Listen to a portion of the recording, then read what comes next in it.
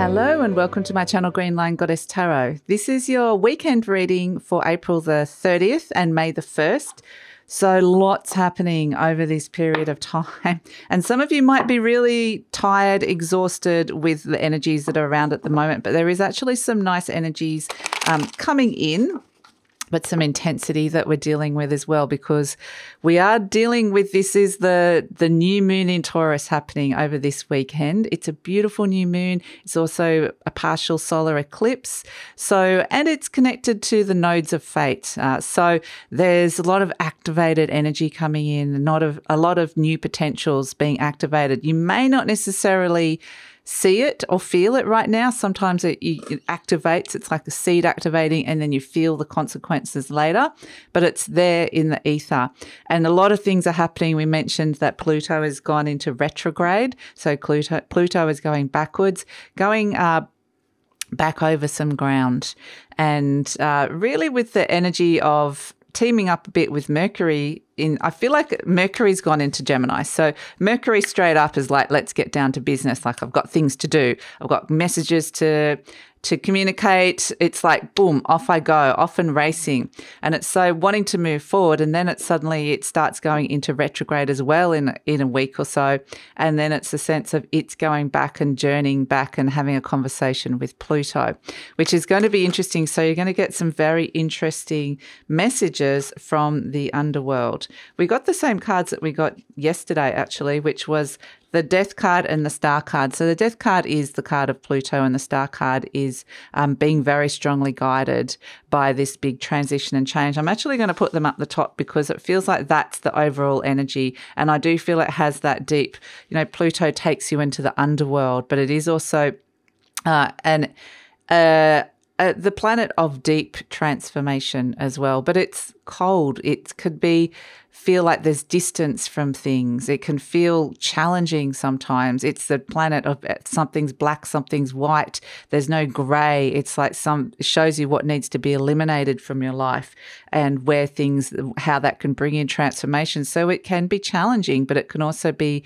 very deeply transformational, as we mentioned. So it can bring up deep-seated fears as well. So it's an interesting planet, but I like the fact it's next to the Star card, because the Star card's shining the light in the darkness and guiding you. So there are guiding energies showing you the way, which is actually really lovely. At this moment in time, that may shift and change, but at this moment in time, we've got the Five of Pentacles. So I think the messages that you're getting at the moment are around things that are no longer resonating for you, or things that no longer hold value for you, things that you've held onto that are not serving any great purpose for you anymore. And this is where you're stepping into something new. This is an activated reset point with the eclipses. And it's kind of like, this is where you might find something coming in and something going out. Kind of, it all happens quite, boom, boom. With this energy, we've got the Four of Pentacles, and the Seven of Pentacles. So this is where you're really grappling with this idea of stepping into something new, because it's such a big shift and change. The Four of Pentacles is, what are you holding on to? Look at all these pentacles. So this is the Taurus, the Taurian energy, the Seven of Pentacles, all this like earth energy coming through. The new moon is saying it is around new starts, new activation points, especially with the very, very, very important one this time. Very, very significant, very, very potent with the Death and the Star card and all the energies that are around at this moment in time. So it can feel big, and that's why the Four of Pentacles is like, I just holding on to something for fear of letting go. And then Pluto will show you what you're scared of. It will show you those fears. And then the Taurus new moon comes in with the Seven of Pentacles and is saying, I'll just get some more cards here, is saying, well, there's some beautiful growth that could occur here if you want to invest some time and energy into this new. So, and if you do that, there's an opportunity to step out of some comfort zones, but it could be deeply fulfilling as well.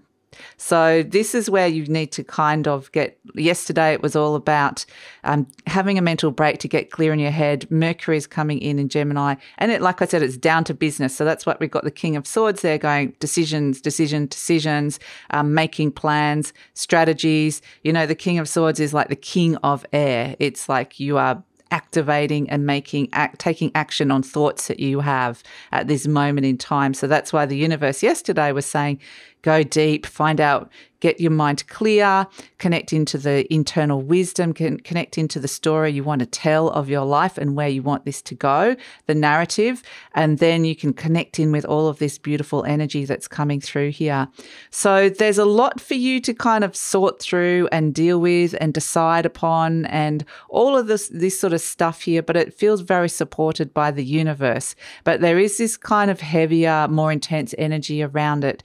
But it feels very laden with promises and that things could get better with this kind of energy, with planting these seeds and bringing the growth in, and really kind of it's a sense of culling some old soul energy that you no longer need in order to step into the new. So it's a really, really potent activation energy, and some of you will be aware of what this is, some of you won't, and some of it will activate now and you'll see it clearly, and some of it will come in later. But just to know that you are being guided through this big transition and change into the future. And the choices are yours here with the King of Swords. And yeah, there's potential for this beautiful growth and fulfillment to come through. So that is the message of the new moon in Taurus. And I would say just spend a little bit of time getting clear with your head, with your mind about what sort of action you want to take. Set an intention.